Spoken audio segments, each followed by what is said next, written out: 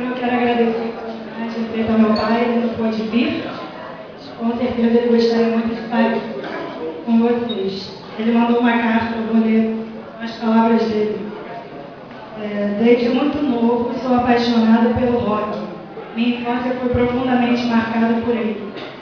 Ouvia Beatles e Rolling Stones como uma canção de ninar. Na juventude, vi que teria de fazer alguma coisa ligada ao rock.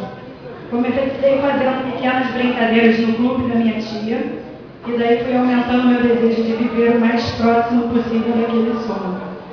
Comecei então a fazer festivais de rock e não parei mais. Estou hoje com 52 anos e ele continua norteando minha vida.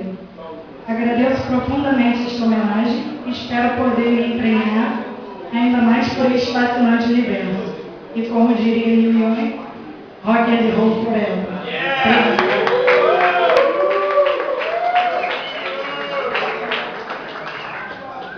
Faz mais uma foto, Pedrão.